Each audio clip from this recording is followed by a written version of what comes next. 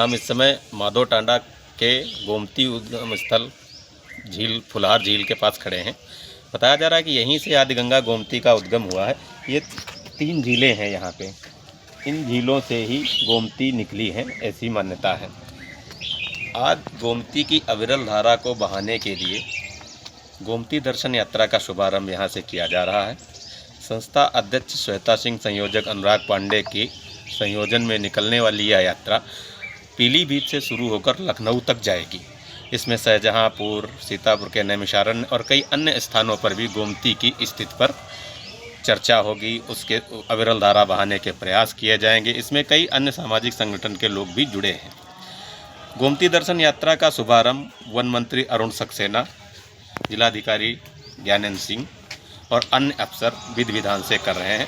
इसको लेकर आज यहाँ पे पूजा पाठ भी हो रही है। कहते हैं कि पीलीभीत में ही गोमती अपने उद्गम पर ही दम तोड़ रही है। कई स्थानों पर इसकी हालत नाले की तरह होकर रह गई है। अतिक्रमण है, पानी की कमी है, गंदगी है और अन्य कई सारी समस्याओं से जूझती गोमती को इस गोमती उद्गम स्थल गोमती दर्शन यात्रा से काफ़ी उम्मीदें हैं।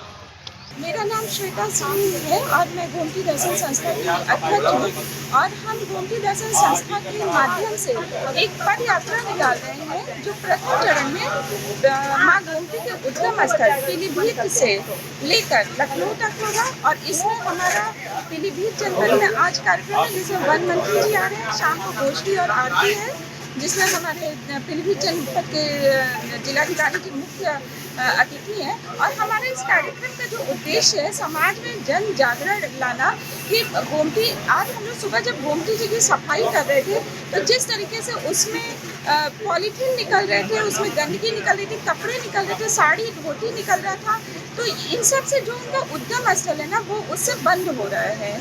तो एक जन जागरूकता लाने का ये प्रयास है हमारा समाज में। आपकी और क्या योजना, कितने दिन तक अभियान चलेगा?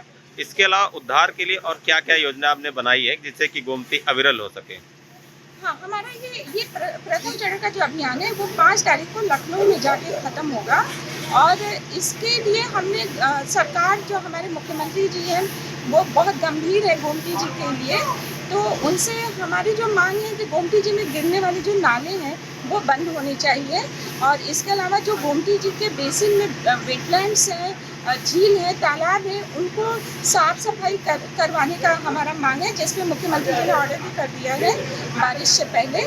और गोमती जी की जो भूमि है वो गोमती जी के नाम की जाए, यही सब हमारी मांग। क्या कुछ कहीं पे नदी की जमीन पे अवैध कब्जे जैसी भी कोई बात आई है क्या? नदी के दरअसल अगर अतिक्रमण की जमीन है वो किसानों के नाम से ही है। और जब यहाँ पे पानी नहीं होता है तो वो खेती करने लगते हैं। इस तरह की परेशानी। तो अगर गोमती जी का सामान्य प्रवाह बना रहेगा तो जाहिर सी बात है कि पानी होगा तो वहाँ पे खेती और ये सब चीजें नहीं होंगी। आपके राज्य की खबरें, आपके शहर की खबरें सबसे पहले जानने के लिए देखते रहें अमर उजाला।